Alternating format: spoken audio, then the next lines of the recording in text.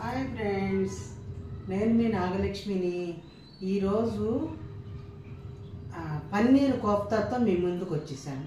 పన్నీర్ కోఫ్తా ఎలా చేయాలి నేను వివరంగా చెప్తాను. తర్వాత వీడియోలో చూద్దరు కానీ తెలిసిపోతుంది.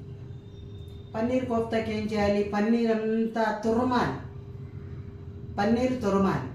బంగాళదుంప ఉడకబెట్టుకుని దాన్ని కూడా తురమాలి. ఈ 3 బంగాళదుంపలు, ఒక పన్నీర్ ప్యాకెట్, అది ఇలా ఇలా తురిమేస్తే చాలా బాగా వస్తుంది.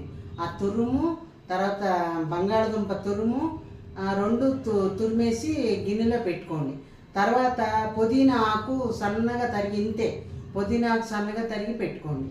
తర్వాత కొత్తిమీర కూడా సన్నగా, ఆ పైన తలకాయలు సన్నగా కట్ చేసి దాంట్లో కలిపేసేయండి.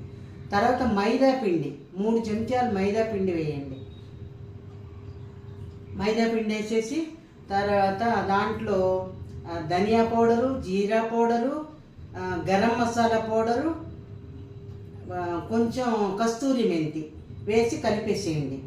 ఉప్పు కూడా వేయండి, కొద్దిగా కారం కూడా వేయండి, కొంచెం మిరియాల పొడి కూడా వేయండి. వేసి బాగా అంటే ఇలా ఇలా కలిపేస్తే అది మెత్తగా అయిపోతుంది. అవన్నీ ఉండలు చుట్టండి. ఉండలు చుట్టేసి నూనె పెట్టుకుని బాండీలో ఆ నూనె మీడియం ఫ్లేమ్లో పెట్టుకుని వేయించుకోవాలి. వేయించుకుంటే వేగాక గబగబా వేయించామనుకోండి లోపల వేగవు. అందుకని మనం ఏం చేయాలి, ఆ మీడియం ఫ్లేమ్లో పెట్టుకుని వేయించి పక్కన పెట్టుకోవాలి. పక్కన పెట్టుకున్నాక దానిలో గ్రేవీ తయారు చేసుకోవాలి. ఈ కోఫ్తాలోకి గ్రేవీ తయారు చేసుకోవాలి. ఎలా తయారు చేసుకుంటాము? ఉల్లిపాయలు, టమాటాలు సన్నగా తరిగి ఒక పక్కన పెట్టుకోవాలి.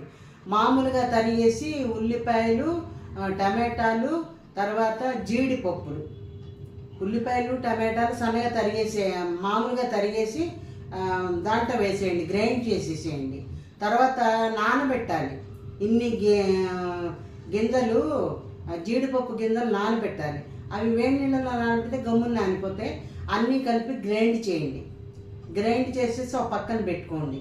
ఇందులో నూనె వేసేసి వెల్లుల్లిపాయ ముక్కలు సన్నగా తరిగి వేయించుకోవాలి.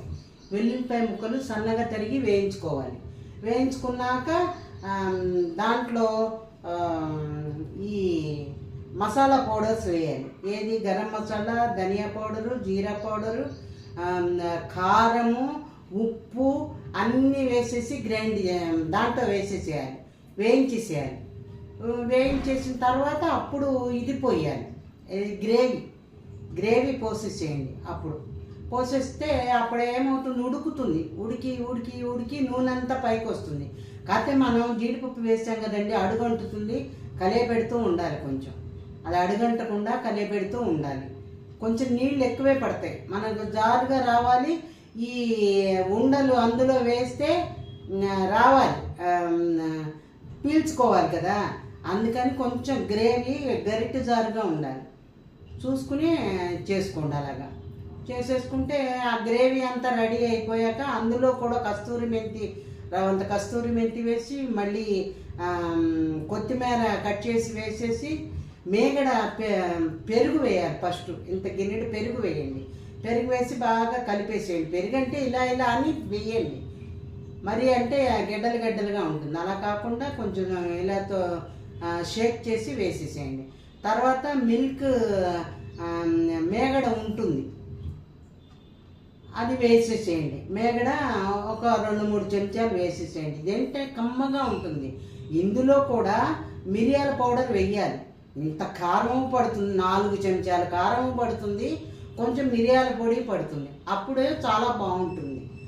ఇదంతా రెడీ అయిపోయిన తర్వాత ఒక పక్కన పెట్టుకోవడమే.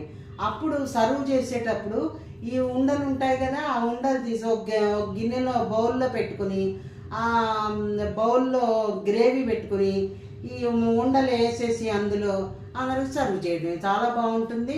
అంటే ఇది ఉంటుంది, ఏది ఏ కాంబినేషన్తో? జీరా రైస్ కాంబినేషన్తో పెట్టాను నేను. జీరా రైస్ అంటే ఏముంది, మామూలుగానే జీరా నెయ్యి వేసేసి వేయించేసి వెల్లుల్లిపాయ ముక్కలు వేయాలి. దాంట్లో కూడా వేయించాలి. వెల్లుల్లిపాయ ముక్కలు వేసి లవంగము, మిరియాలు, ఏలక అన్నీ వేయించేసేయండి బాగా. వేయించేసి అందులో పోసేయండి. ఎందులో ఎలక్ట్రిక్ కుక్కర్లో పోసేసేయండి.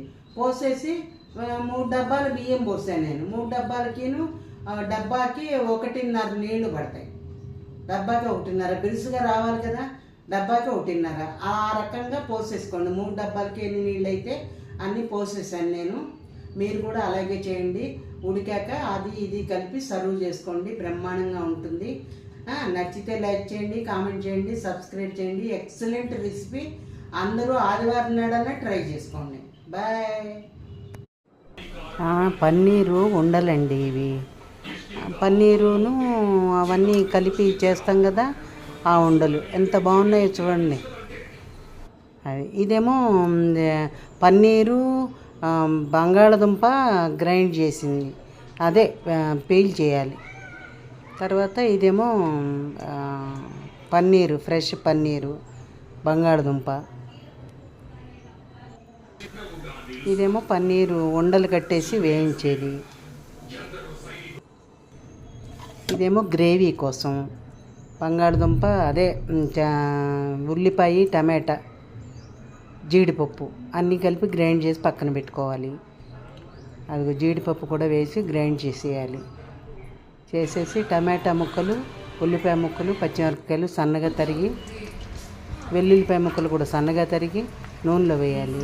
వెల్లుల్లిపాయ ముక్కలు నూనెలో కాస్త నెయ్యి కూడా వేసుకోండి. వేసుకుని అవి బాగా వేగాక అప్పుడు ఉల్లిపాయ ముక్కలు, టమాటా ముక్కలు, జీడిపప్పు, ఇప్పుడు జీడిపప్పు కూడా వేస్తాం. ఇది అయిపోయాక జీడిపప్పు ముక్కలు అన్నీ వేసేసి అది జీడిపప్పు వేస్తాము. తర్వాత ఉల్లిపాయ, టమాటాలు అన్నీ కలిపి బాగా వేయించేసేయండి. వేయించేసి వీటిల్లోకి మసాలాలు వేసుకోవాలి. అవి ఏం మసాలాలు అంటే గరం మసాలా అవన్నీ చెప్పే కదా, గరం మసాలా, తర్వాత జీరా పౌడరు, ధనియా పౌడరు, మిరియాల పొడి, కారము, ఉప్పు ఇవన్నీ వేయాలి. గరం మసాలా, ధనియా పౌడరు, జీరా పౌడరు. అదేంటంటే కలర్ కోసం కాశ్మీరు చిల్లీ వేసానండి, కాశ్మీర్ కారం, మంచి కలర్ వస్తుంది. అది కారం ఎంత వేసినా చాలదు, ఊరికే కలర్ కోసమే. అది వేసేసి ఆ టమాటా గ్రేవీ చేసాం కదా, అది కూడా వేసేసి కలిపేసేయటమే. కలిపేస్తే గ్రేవీ తయారైపోతుంది. బాగా కలిపెట్టి నీళ్లు పోసి బాగా కలిపెట్టి ఆ నూనె పైకి వచ్చేదాకా వేయించేసి పక్కన పెట్టేసుకోవటం. తర్వాత పెరిగేయాలి. దాంట్లో పెరుగు గిలక కొట్టేసి పెరిగేయండి ఒక్కప్పుడు. తర్వాత అమూల్ ఫ్రెష్ క్రీమ్ వేసుకోండి. ఇదేమో బగారా రైసు, అందులోకి వెల్లుల్లిపాయ ముక్కలు, జీడిపప్పు అన్నీ వేసేయాలి.